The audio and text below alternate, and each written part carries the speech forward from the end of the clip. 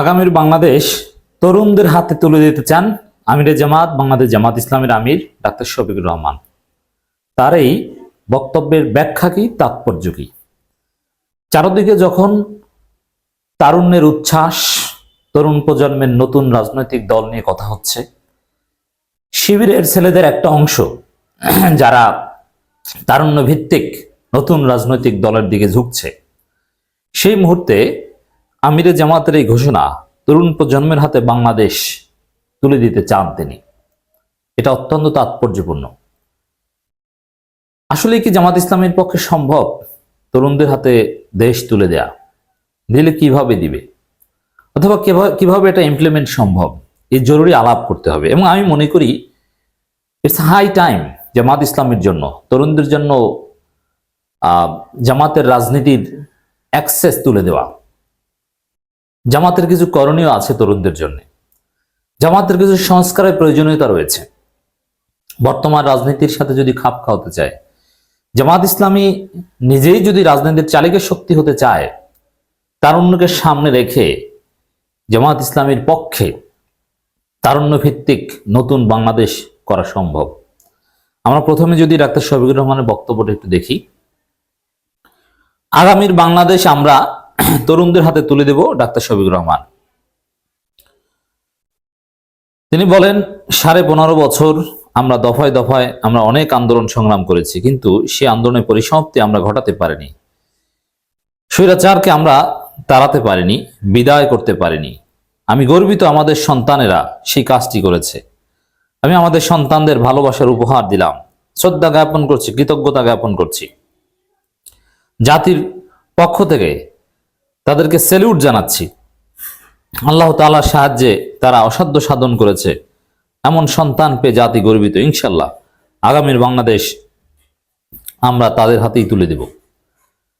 দর্শক, বিএনপি যেখানে তরুণদেরকে প্রতিপক্ষ হিসেবে ট্রিট করছে, শত্রু জ্ঞান করছে, সেখানে জামাত ইসলামী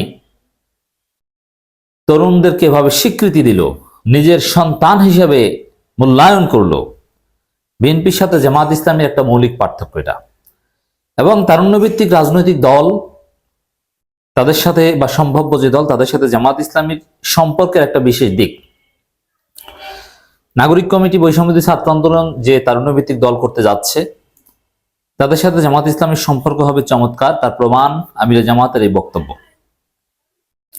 এবার আসেন, এই যে কথাটা বললেন যিনি মৌলভীবাজার জেলা সরকারি হাই স্কুল মাঠে জেলা জামাত ইসলামের উদ্যোগে আয়োজিত কর্মী সম্মেলনে প্রধান অতিথির বক্তব্যে তিনি সব কথা বলেন। ইনশাআল্লাহ আগামীর বাংলাদেশ আমরা তাদের হাতেই তুলে দেব। কয়েকটা অর্থ হতে পারে। একটা হচ্ছে যে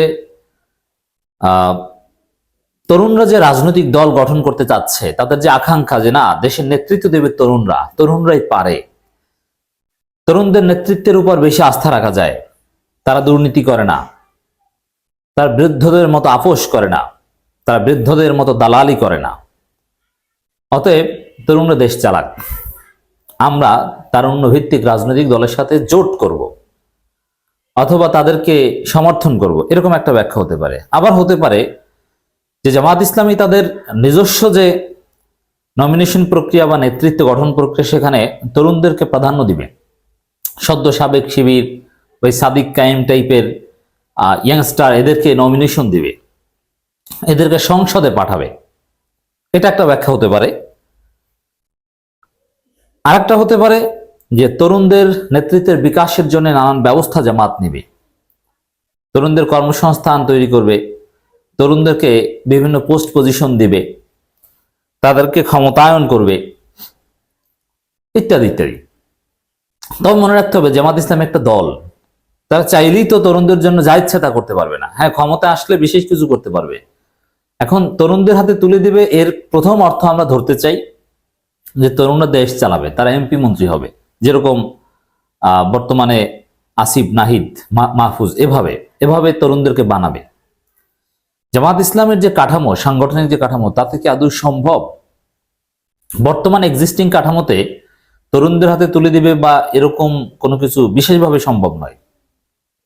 এজন্য জামাত ইসলামের বর্তমান কাঠামোতে যারা আমির, নায়েবে আমির, অ্যাসিস্ট্যান্ট সেক্রেটারি, জেলা আমির, এরাই পদ পদবি পাবে, এরাই কেউ এমপি হবে, কেউ মন্ত্রী হবে যদি ক্ষমতা আসতে পারে, এটাই স্বাভাবিক। সেখানে তরুণদের আলাদাভাবে মূল্যায়ন করার কোনো সুযোগ যে আমাদের কাঠামোতে নেই। তো যদি তরুণদেরকে মূল্যায়ন করতে হয়, তাহলে আমরা যে পরামর্শ জামাত ইসলামীকে দিয়ে আসছি কয়েক বছর যাবৎ বা যুগ যুগ ধরে, 2012 সাল থেকেই এই বিষয়ে আমরা তৎপরতা চালিয়ে আসছি, যে আলাদা একটা পলিটিক্যাল উইং করেন। জামাত ইসলামের উচিত আলাদা একটা পলিটিক্যাল উইং করা। জামাত জামাতের মতো থাকবে, তারা গার্ডিয়ান কাউন্সিল হিসেবে থাকবে, গার্ডিয়ান সংগঠন হিসেবে, একামতে দিনের একটা প্ল্যাটফর্ম হিসেবে কাজ করবে। আর তাদের একটা রাজনৈতিক শাখা থাকবে, যে শাখাটা হবে মোর লিবারেল, যেই রাজনৈতিক শাখাটা হয়তো বা তারুণ্য ভিত্তিক হতে পারে, যেটা হবে ইনক্লুসিভ, প্লুরালিস্টিক, যেখানে বিভিন্ন শ্রেণী পেশার মানুষ থাকবে। তবে যেহেতু 5 আগস্টের পর তারুণ্য ভিত্তিক রাজনীতির স্লোগান, জামাতের রাজনৈতিক উইংটাই তারুণ্য ভিত্তিক হোক।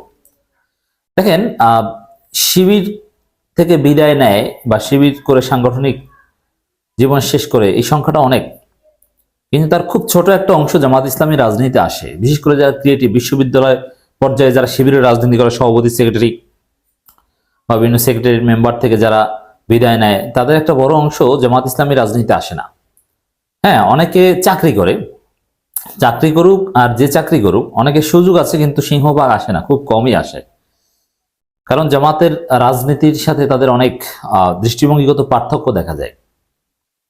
কিন্তু শিবির করে অনেক বড় একটা অংশ। তো শিবিরের অংশটাকে যদি জামাত ধরে রাখতে চায়, এই জন্য একটা আলাদা পলিটিক্যাল উইং থাকতে পারে।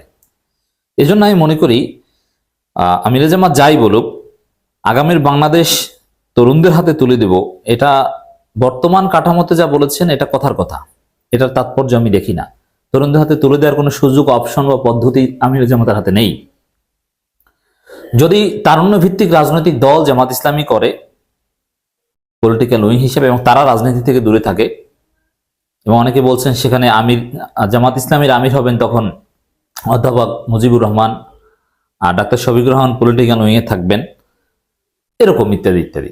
এটা হতে পারে, এটা হতে পারে। এভাবে যদি পলিটিক্যাল উইং করা হয় তারুণ্য ভিত্তিক, যে তরুণরা নেতৃত্বে থাকবে, যারা নির্বাচন করবে জামাত ইসলামীর পক্ষ থেকে, তাদের 300 আসনের মধ্যে 150 হবে যাদের বয়স 35-এর মধ্যে, বিভিন্ন জায়গায় আন্দোলন করেছে, যারা বিভিন্ন জায়গায় সমন্বয়ক ছিল। জামাত যদি এই কাজটা হাতে নিত 5 আগস্টের পর, এই নাগরিক কমিটি বা বৈষম্যবিরোধী ছাত্র আন্দোলন, এরা জামাতের অ্যাফিলিয়েটেড হতো। জামাত সেটা কাজে লাগায়নি, সেটা লাগাবে বলেও আমার বিশ্বাস হয় না। অতএব তরুণদের হাতে তুলে দিবে, এটা অনেকটা কথার কথা হিসাবে দেখতে চাই। যেখানে আমির জামাত এই বক্তব্য দিয়েছেন, সেখানে জেলা আমির, মৌলভীবাজার জেলা জামাতের আমির ইঞ্জিনিয়ার মোহাম্মদ শাহেদ আলী সভাপতিত্বে এবং জেলা জামাতের সেক্রেটারি মোহাম্মদ ইয়ামির আলী ও সহকারী সেক্রেটারি হারুনা রশিদের যৌথ পরিচালনায় বিশেষ অতিথির বক্তব্য রাখেন কেন্দ্রীয় সহকারী সেক্রেটারি জেনারেল অ্যাডভোকেট এহসান মাহমুদ জোবায়ের, ঢাকা মহানগর উত্তর আমির ও কেন্দ্র নির্বাহী পরিষদ সদস্য মোহাম্মদ সেলিম উদ্দিন, সিলেট মহানগর জামাতের আমির মোহাম্মদ ফখরুল ইসলাম ও সিলেট জেলা আমির মাওলানা হাবিবুর রহমান। সম্মেলনে অন্যদের মধ্যে বক্তব্য রাখেন হবিগঞ্জ জেলা আমির। আশেপাশে সবাই উপস্থিত ছিল, কেন্দ্রীয় মজলিস শুরা সদস্য, স্থানীয় একেবারে লোকাল পর্যায়ে নেতৃবৃন্দ বক্তব্য রাখেন। ডাক্তার শফিকুর রহমান 12:30টার দিকে বক্তব্য দেন। এই নিজ জেলায় আমির, এই 2 মেয়াদে আমির হওয়ার পর প্রথম কোনো জনসমাবেশে বক্তব্য দেন, সেটাও ইন্টারনাল প্রোগ্রাম, কর্মী সম্মেলন, এটা কোনো জনসমাবেশ, মহাসমাবেশ কিন্তু নয়। এবং আমির জামাতের বক্তব্যের একটা বড় অংশ জুড়ে এই যে তারুণ্যের যে স্যাক্রিফাইস জুলাই আগস্ট আন্দোলনে, সেটাকে স্মরণ করেছেন, সেটাকে অ্যাপ্রিসিয়েট করেছেন। তারপর ইতিহাস নিয়ে কিছু আলোচনা করেছেন। আর আমির জামাত যেখানে বক্তব্য দেন, সেই সেনা হত্যাকাণ্ড, বিডিআর বিদ্রোহের নামে ভারতীয় যে প্রজেক্ট, সেটা তিনি কখনোই ভুলতে পারেন না। এটা নিয়ে দীর্ঘ কথা বলেছেন, এর সুষ্ঠু বিচার তিনি চান। ভারতকে উদ্দেশ্য করেও বিশেষ বার্তা দিয়েছেন, এটা সিগনিফিক্যান্ট। ভারতের উদ্দেশ্যে আমির জামাত বলেন, প্রতিবেশী দেশকে বলতে চাই, আপনারা শান্তিতে থাকেন, আমাদেরকেও শান্তিতে থাকতে দেন। আপনাদের পাকঘরে কি পাকাবেন আমরা জিজ্ঞেস করি না, আমাদের পাকে উকি মারার চেষ্টা করবেন না, নিজেরা আয়নায় চেহারা দেখুন, আমাদের সাম্প্রদায়িক সম্প্রীতির সবক দিতে হবে না। এটা ভারত এক ধরনের হুমকি বা হুঁশিয়ারি। আমির জামাত ভারতকে হুঁশিয়ারি দিয়েছেন। নেতাকর্মীদের উদ্দেশ্যে তিনি বলেন, চাইলে আমরা কিছু কিছু চাঁদাবাজি করতে পারতাম, দখল নিতে পারতাম, কিন্তু এটা আমাদের জন্য হারাম মনে করি। প্রিয় বাংলাদেশ গড়তে জামাত ইসলামী কর্মীদের আরো ধৈর্যের পরিচয় দিতে পারবেন? মানে জামাতের লোকজনকে ধৈর্য ধরতে হবে, এই কথা বলেছেন। সাইফুর রহমানের প্রতি ইঙ্গিত দিয়ে বলেন, এ যারা কৃতি সন্তান, কৃতি অর্থনীতিবিদ ছিলেন। যাই হোক দর্শক, আরো নানান বিষয়ে কথা বলেছেন, সবাই ভালো ভালো কথা বলেছেন। মূল হচ্ছে তারুণ্যভিত্তিক রাজনীতির জন্য বা তরুণদের হাতে দেশ তুলে দেওয়ার জন্য জামাত ইসলামীর এই সময় আসলে করার কিছু নেই।